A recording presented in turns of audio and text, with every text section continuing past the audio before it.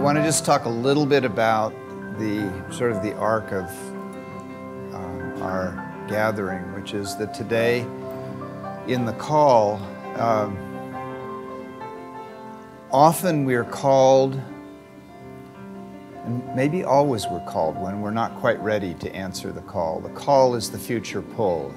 It's something that's drawing us that hasn't manifested yet. And so in the call is what is my next step?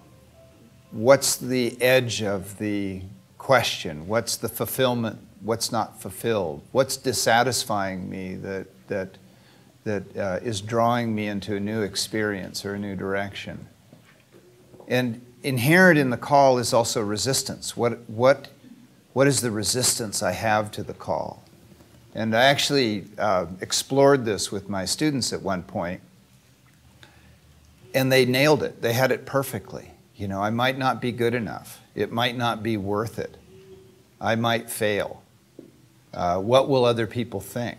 I have to come out of my comfort. So there are a lot of resistances that are inherent in the call. And in the classic hero's journey, the hero always resists at least 3 times.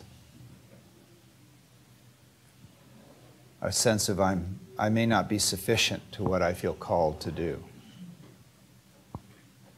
So one of the things we want to do today is sort of explore that edge of where we're being called and understand some of the resistances, and maybe answer somewhere along the line, I think, is what would I do if I knew I couldn't fail? What would I do if I knew I was going to be successful, that we removed all of those resistances?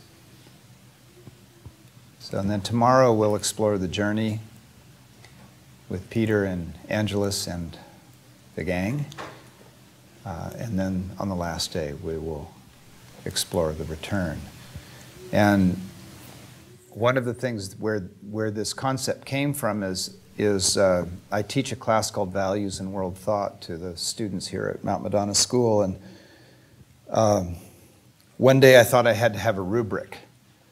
And actually I never knew until about 4 years ago what a rubric was, which for those of you who don't know, that's just how you measure, what you measure and how you measure. And most in the learning process that we've created for our young is the unsatisfactory, satisfactory, and accomplished. The 0 to 100, the F to A.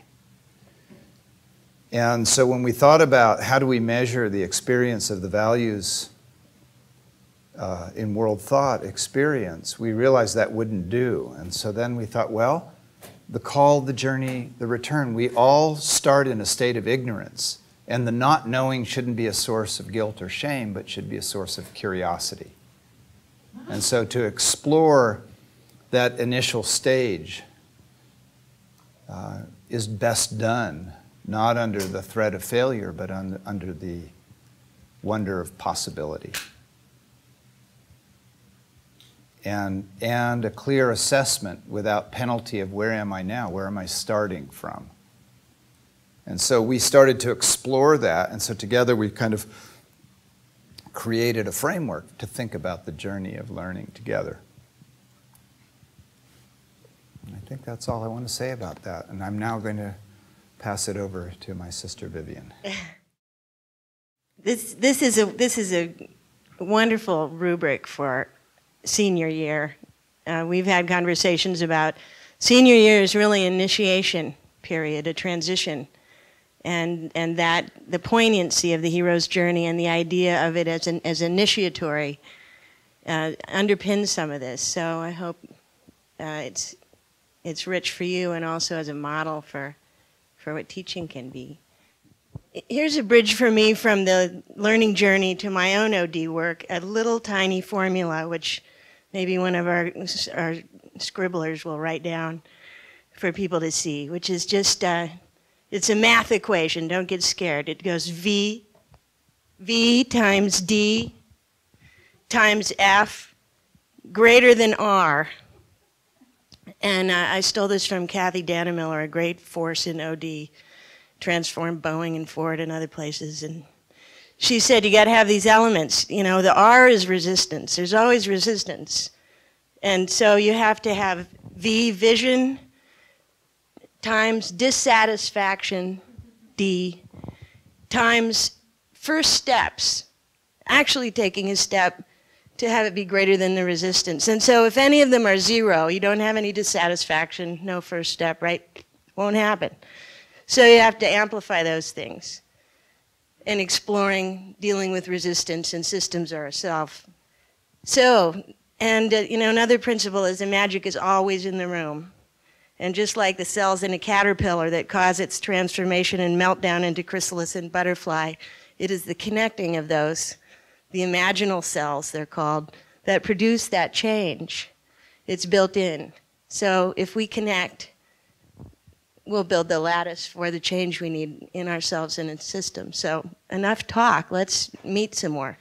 You know, think about what's calling me in my life right now. I mean, maybe it's some huge, huge arc of a call, some, you know, deep, deep life's urge, some spiritual urge perhaps, or maybe it's, you know, financial or employment or relational or about intimacy or some creative call. So when you feel like, you know, I want to just say I'm going to organize around this, I'm going to tell people, join that person when we're done with all the categories, here, here, here, or here. So when you hear one that goes, yeah, that's me too, notice where they are, okay, when we get up. So who's got a call that they would organize around?